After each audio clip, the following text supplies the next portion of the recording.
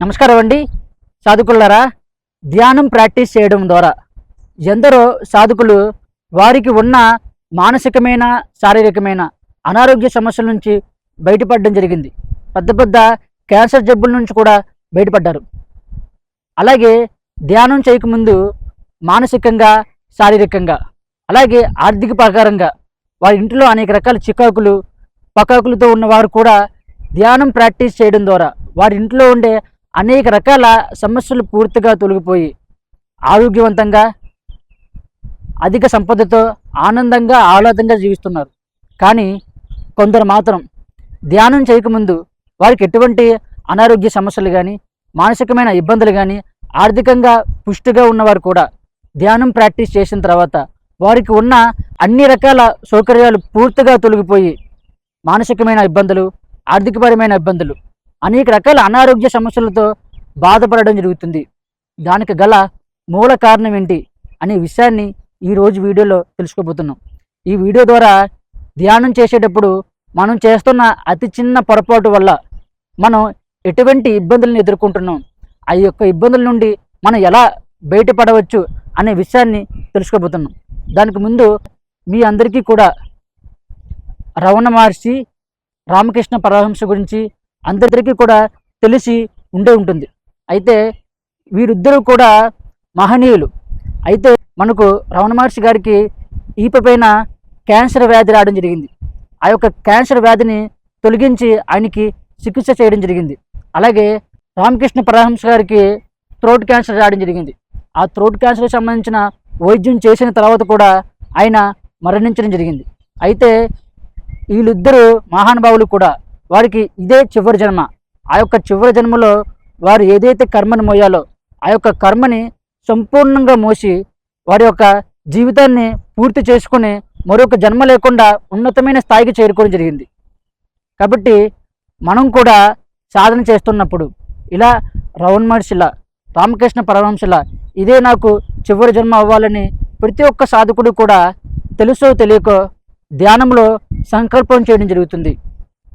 వారు ధ్యానం చేస్తున్నప్పుడు కొందరు మాస్టర్స్ కానీ, అలాగే వీరుగా కొన్ని యూట్యూబ్ ఛానల్స్లో ఇదే చివరి జన్మ అవ్వాలి, తద్వారా మీరు భగవంతుని చేరుకుంటారు, మోక్షాన్ని పొందుతారు అని చెప్పడం ద్వారా దాన్ని వీరు మెంటల్గా పూర్తిగా ఫిక్స్ అయ్యి ధ్యానం చేసేటప్పుడు ఇది నా చివరి జన్మ అవ్వాలి అన్నట్టుగా ధ్యానం చేస్తున్నారు. తద్వారా వీరు 10 జన్మల పాటు అనుభవించవలసిన కర్మ అంతా కూడా ఈ జన్మలోనే వీరిపైన ప్రభావితం చూపిస్తుంది. అలా ప్రభావం చూపించడం వల్ల అప్పటిదాకా వీరికి లేని అనేక రకాల మానసికమైన, శారీరకమైన, ఆర్థికపరమైన ఇబ్బందుల్ని ఎదుర్కోవాల్సిన పరిస్థితి వస్తుంది. ఇక్కడ మనం గమనించాలి, ఎంతో మహానుభావులైన రామకృష్ణ పరమహంస అలాగే రమణ మహర్షి గారు వారిని మనం చూసినట్లయితే వారు అన్ని రకాల బంధాలని జయించి ఉన్నతమైన స్థాయిలో వారి శరీరంలో ఉన్నప్పుడే వారికి మనం గమనించినట్లయితే ఒకరికి థ్రోట్ క్యాన్సర్ వచ్చింది, ఒకరికి ఈపి పైన క్యాన్సర్ రావడం జరిగింది. మీరు గమనించారా? మీరు వారు ఎందుకు ఆ యొక్క క్యాన్సర్ని భరించారు? వారు చిటుకలో అనుకుంటే వారికి వచ్చిన ఆ యొక్క వ్యాధిని నయం చేసుకోగలరు. అయినా సరే ఆ యొక్క వ్యాధిని భరించి దాని ద్వారా ఇదే చివరి జన్మ అయ్యే విధంగా చేసుకుని మరొక జన్మ లేని స్థితిని చేరుకున్నారు. కానీ మీరు ఏం చేస్తున్నారు? మీకు ఇంకో 10 జన్మలు, 20 జన్మలు బ్యాలెన్స్ ఉంది. ఇంకా ఉన్నా సరే ఇదే మీకు చివరి జన్మ అవ్వాలని మీరు ధ్యానం చేసేటప్పుడు మీకు మీరుగా సంకల్పం చేసుకోవడం వల్ల మీరు ఈ యొక్క 10 జన్మల పాటు అనుభవించవలసిన కర్మశాతం అంతా కూడా ఈ జన్మలోనే మీ పైన అధికంగా ప్రభావం చూపిస్తుంది. తద్వారా అనేక రకాల సమస్యల్ని మీరు ఎదుర్కోవడం జరుగుతుంది. కాబట్టి సాధన చేసేటప్పుడు మీరు ఎటువంటి సంకల్పాన్ని చేసుకుంటున్నారు, సంకల్పం ఏ విధంగా మీ పైన ప్రభావం చూపిస్తుంది అనే విషయాన్ని మీరు ఎరుకుతో గమనించాలి. అప్పుడే ఎటువంటి ఇబ్బందులు లేకుండా మీరు బయటపడడం జరుగుతుంది. అలాగే మీరు ఎప్పుడైతే ఇటువంటి సంకల్పం చేసి ధ్యానం చేశారో కొన్ని రోజులు అయిపోయిన తర్వాత మీరు ధ్యానంలో ఇటువంటి సంకల్పం చేయరు, అయినా సరే మీకు ఇంకా ఇబ్బందులు వస్తూనే ఉంటాయి. దానికి గల మూల కారణం ఏంటంటే మీరు డీపర్లీ మెడిటేషన్లో ఉన్నప్పుడు నాకు ఇదే చివరి జన్మ అవ్వాలని కోరుకున్నారు కదా.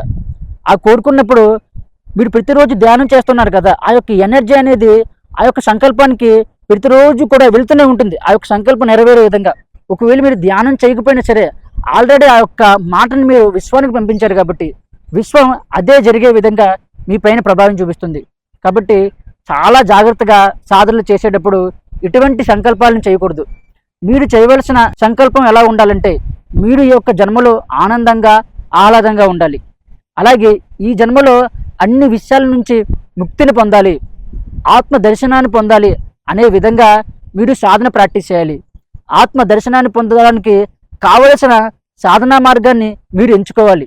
ఇక్కడ మనం గమనించాలి, మీకు ఎప్పుడు ఆత్మదర్శనం అవుతుంది, మీరు ఎప్పుడు ముక్తిని పొందుతారంటే, మీ శరీరంలో ఉండే రాగద్వేషాలని, అర్షడ్ వర్గాలని, అలాగే ఇంద్రియాల యొక్క ప్రభావాన్ని పూర్తిగా మీరు జయించినప్పుడు మీరు అన్ని రకాల విషయాల నుండి ముక్తిని పొందడం జరుగుతుంది. మీలో ఉండే ఆత్మని మీరు దర్శించడం జరుగుతుంది.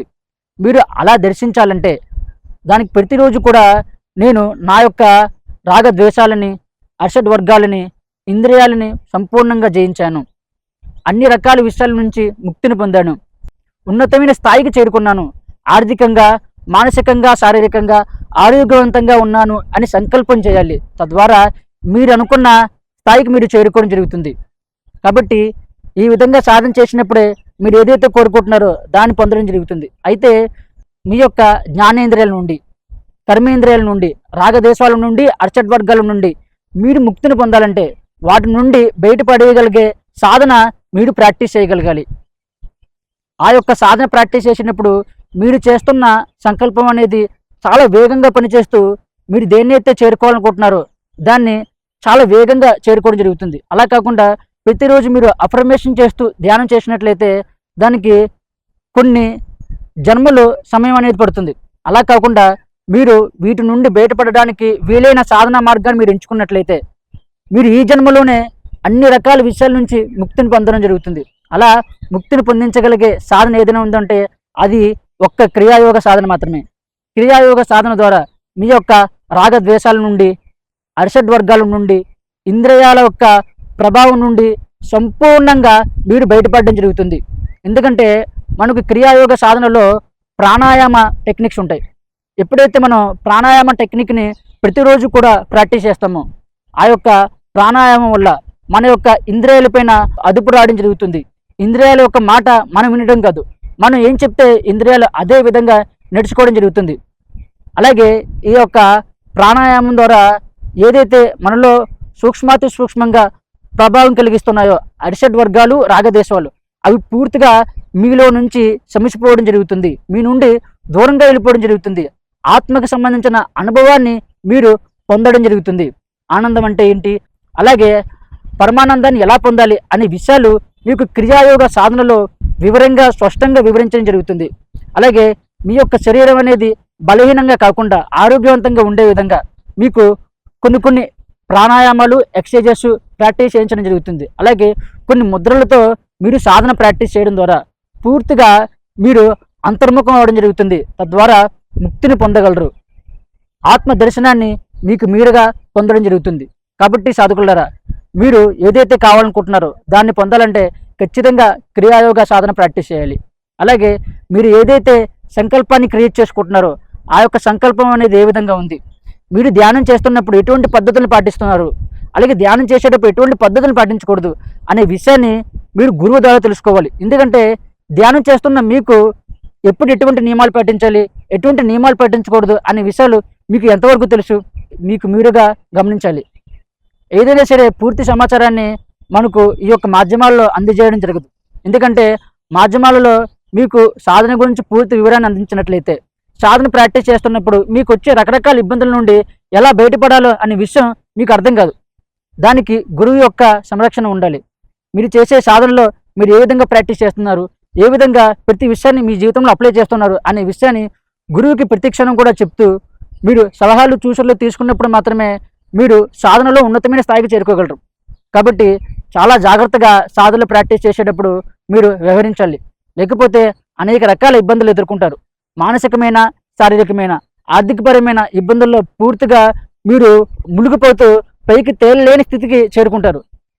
మీరే కాకుండా మీ యొక్క కుటుంబ సభ్యులను కూడా అందులో ముంచివేయడం జరుగుతుంది. కాబట్టి చాలా జాగ్రత్త వహించండి. ఓకేనండి. మీకు ఏవైనా సందేహాలు ఉంటే కామెంట్ బాక్స్లో తెలియజేయండి. అలాగే మీరు ఏవైనా తెలుసుకోవాలనుకుంటే కామెంట్ చేయండి. అలాగే వీడియోకి లైక్ చేసినట్లయితే నీకులాగే ధ్యానం చేస్తున్న ప్రతి ఒక్కరికి కూడా వీడియో షేర్ అవుతూ వారు కూడా రకరకాల విషయాల్ని తెలుసుకుంటూ మీరు ఏదైతే ఇబ్బంది నుండి బయటపడాలనుకుంటున్నారో వారు ఆ యొక్క ఇబ్బంది నుండి బయటపడేందుకు అవకాశం దొరుకుతుంది. Thank you.